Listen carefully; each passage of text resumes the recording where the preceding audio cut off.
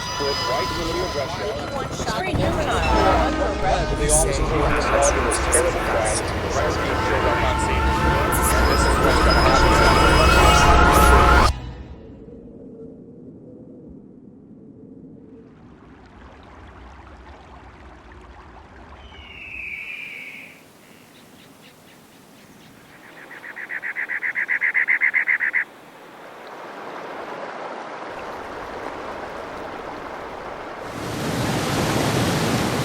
Greater sensation than taking on Mother Nature herself. It's kind of a metaphor of life to me. The water is green and pure, and it reminds me of innocence. And then you start going down the rivers and they start getting muddied, and it reminds me of life as you get layers and layers of experience and problems. And then when you go through the rapids, you start spinning in all directions.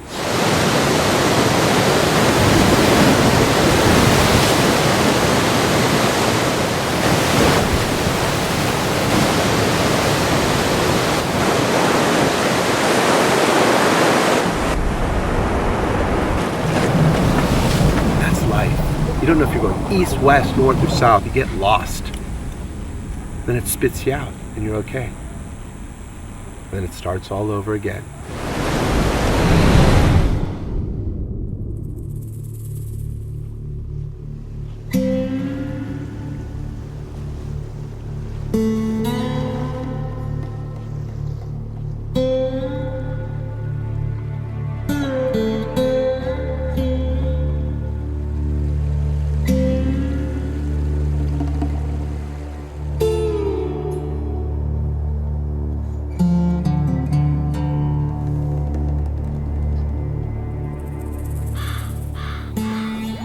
Take all the wingeds of the earth, of the air, away, nothing could survive. If you take all the four-leggeds away, nothing could survive. If you take all our green relatives away, everything that grows, if you take that away, nothing could survive. But if you take the human being away, everything would flourish. So we are the lowest form of life.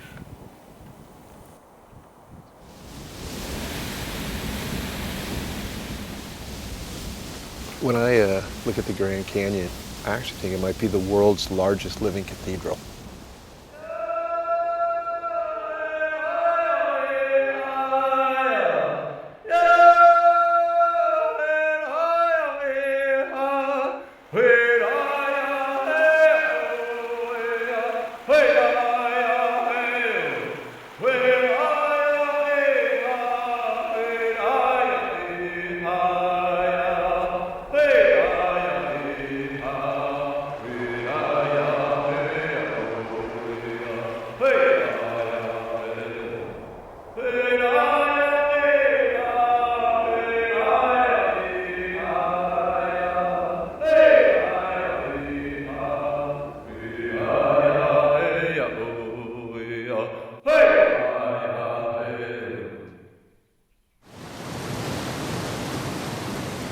There's a perspective that each of us has. So if you come up against a hardship, it could be extremely negative. Like going down the Colorado River is the most terrifying thing, or it could be the most wonderful, beautiful thing. And you just take it and accept it, make it part of your life, and allow it to transform you in a positive way.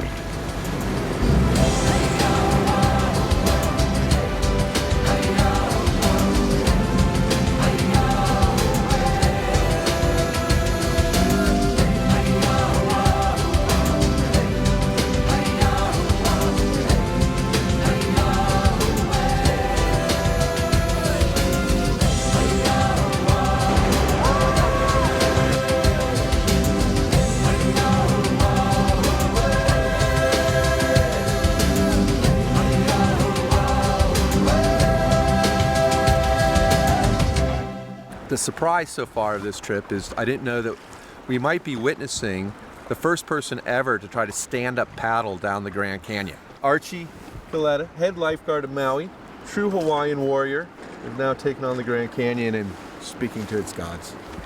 Never stop learning, explore.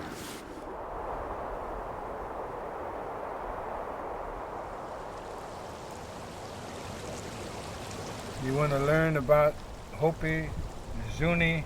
You want to survive, then we take control of our children. We don't allow them into kindergarten. We don't allow them into first grade.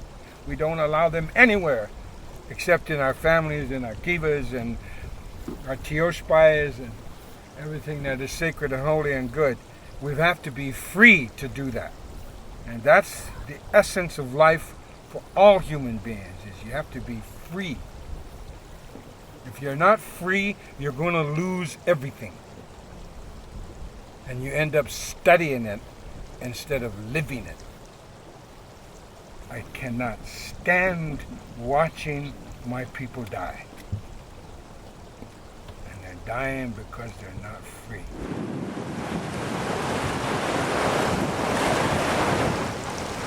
What colonization and assimilation means is to strip the Indian of his identity, strip the Indian of his core beliefs and the way that they've lived for, hundreds, thousands of years, and create a new Indian in the image of that culture. Colonization is a lot of facets. I heard this one guy say one time that, the root of the word colonization? The root of the word colonization is the same root as the word colon. Means to digest. It's the digestion of one culture by another. And it's religious, it's economic, it's military, it's education, it's paradigm. The control. It's about control. Once we speak English, once we're able to have a different mentality, then that basic policy has basically come into fruition. So our roles are missing. What do we do when we don't have a job or we don't know our place? This patriarchal system that the U.S. government is really based on has been imposed upon our people, and it's really displaced our roles. You said that your grandmother is considered like the second Geronimo or something? What did you mean by that? Of this generation. Well, how so? What is her name? And I didn't know this. So Roberta Blackgoat from the Black Mesa area. She passed on a few years back. Many people consider her the grandmother of the resistance. We have a matriarchy, and for our people, our leaders are women. And from the time of the Relocation Act of 1974, the Black Mesa area, when 14,000 of our people relocated, she stayed. She said, the only one that can remove me is the Creator. And from that time on, she's inspired so many people. My roots is way down deep. It can't be pulled out. My great-great-grandmother is buried there, and grandmother and my mother, my father and brothers, and even my children. They're just buried just among where I am. I'm just going to remain. That was the beauty of it, just trying to maintain our simple, beautiful way of life, being on the land. Roberta Blackgoat. Roberta Blackgoat.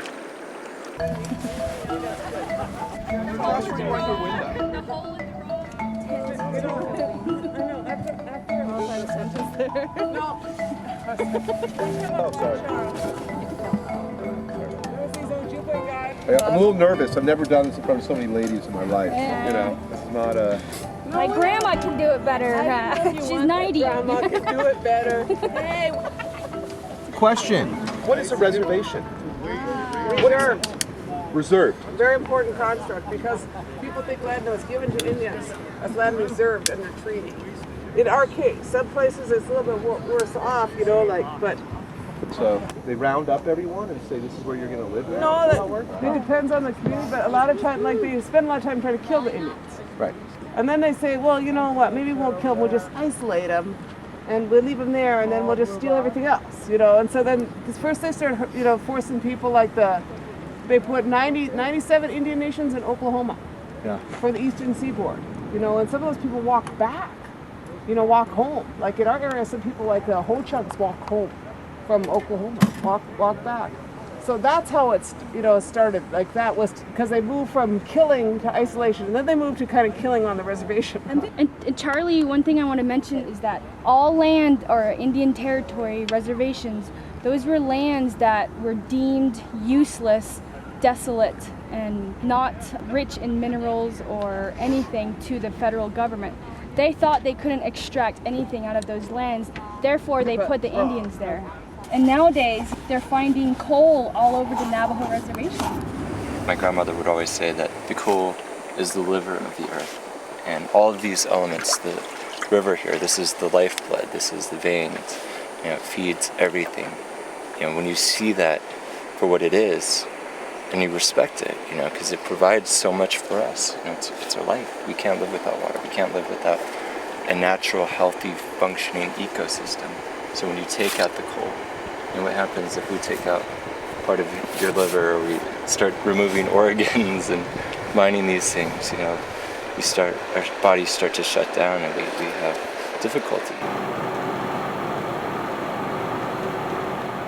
Black Mesa Water Coalition was started really as a reactionary need to get out and stop power plant proposals, stop the Black Mesa mine that was taking our coal, the liver of our mother, but also the water, our sole source of drinking water, to provide energy to Los Angeles. We're not only protesting and marching, but we're also trying to do movement building and getting more young people involved.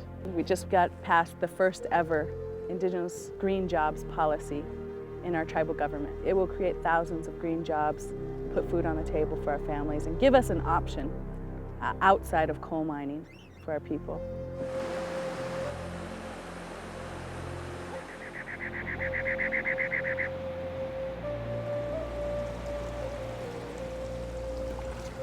Glen Canyon Dam is a hydroelectric dam that provides electricity to major cities around the Southwest, including Page, Flagstaff, Phoenix. But yet, about 80% of people on the Navajo reservation do not have electricity, do not have running water. All these big cities have boomed because of water.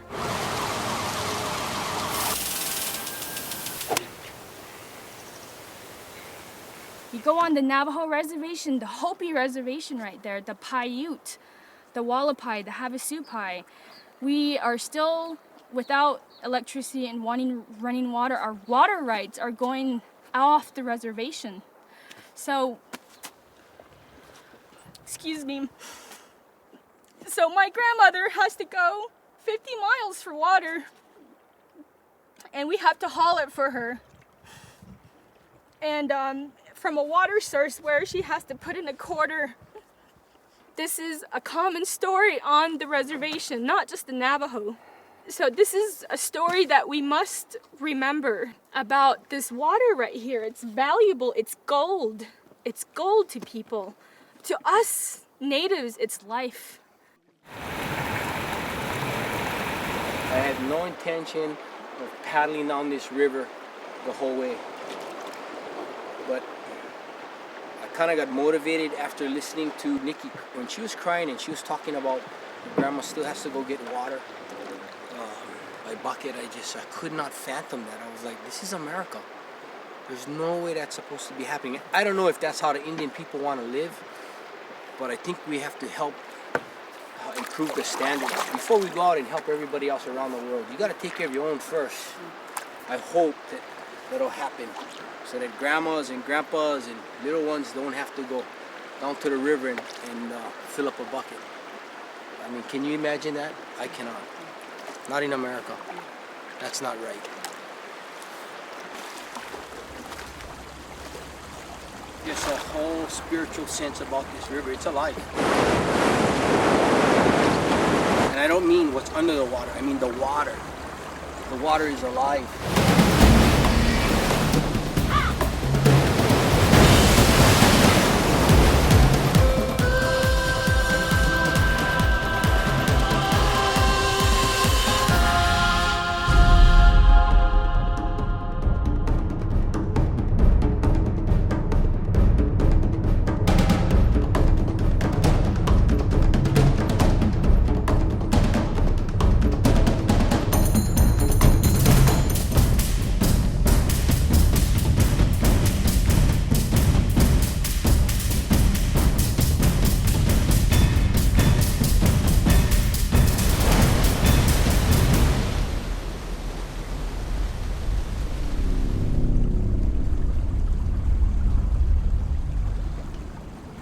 think this would be a brutal environment to live in. Talk about your feet drying and cracking and you're getting yourself sunburned and having to keep yourself hydrated, things like that. But imagine having many generations of families and watching the seasons come and go. I don't think it was brutal to them at all. I think that this is an oasis.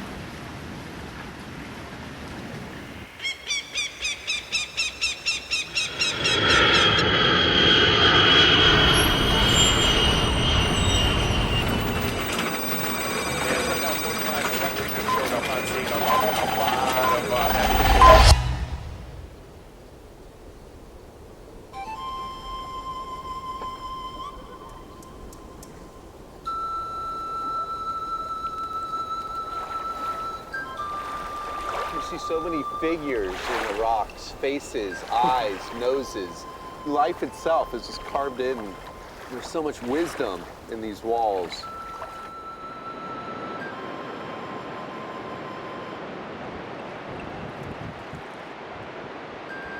Where you live, that's where the earth is born. And here she's very old. But there's very few places in the world you can see the earth being born. Yeah. Over there. You know, this is the old land, and we have the new land, and you know, it's so much alive. You listen what you hear. This place is alive. Is there any symbolism to thunder? We're gonna be blessed pretty soon.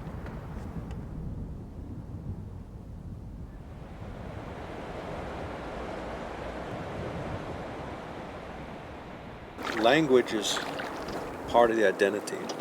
The place is part of the identity. The places I refer to in songs or prayers is my identity. Navajo is my first language. I went to kindergarten first day. I refused to speak English. I didn't want to learn. I didn't, you know, it was new to me. And they tried the second day, and then they brought my mom in. They told her, you know, she can't come back until she cooperates. Kicked out, And then so they kicked me out of school until further notice. Indian children have to be put in boarding school at the age of 7 and up to the age of 16, I believe. And so parents were actually told, if you don't put your children in school, you'll be taken to prison. So they had to take their child to school. And the parents didn't know English. They were just told, okay, this is what will be, put your name here, name them here. And that's how you were integrated into the boarding school. Laughter, humor was a way to cope with the trauma of being isolated from your home, from the bosom of your mom. And one of the saddest things that I recall, at night you'd hear children sniffling, crying. That's real touching. So those are the sad things I remember. Sometimes I feel guilty because I'm not fluent in my language, but I also recognize that so much of that is because of this history of colonization that, you know,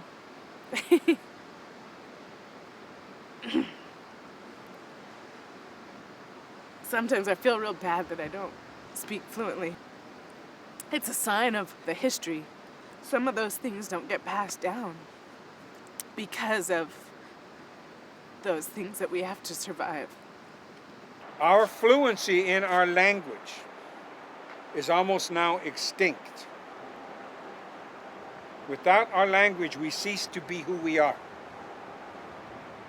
We cease to be Lakota. We cease to be American Indian.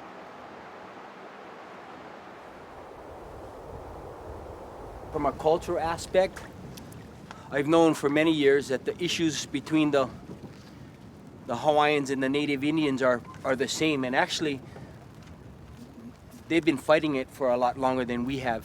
So we've learned a lot from the Indian people. You know, it just gives me chicken skin to meet somebody like Larry, and you know, he's a walking encyclopedia. He has so much knowledge.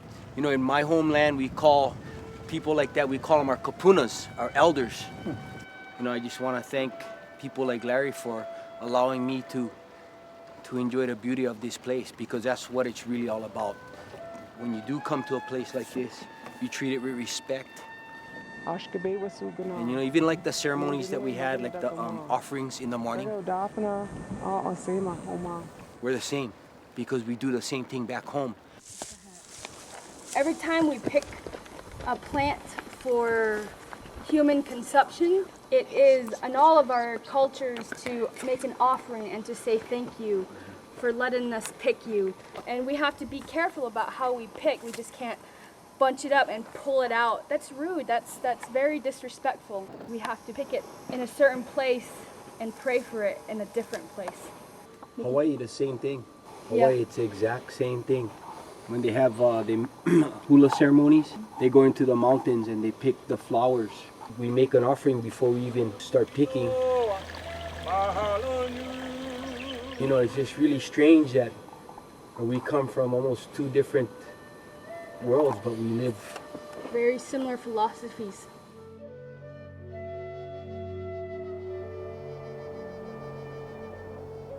The land, the water, the sky, those are our gods. You practice your culture every day. What you do, like me, being in the water, this is me. I'm practicing my culture because I belong in the water. You know, that's where I come from. In our own little way, we gotta practice our culture, because in return, that strengthens us as a people.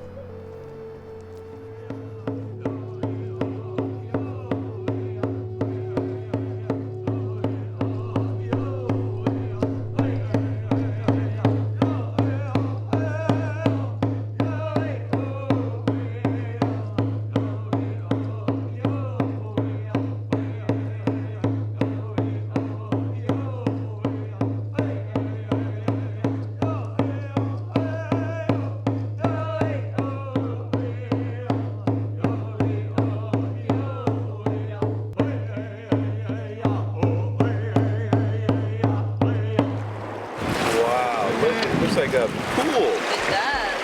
It's unbelievable. It's just iridescent blue-green up there. All the falls are just iridescent.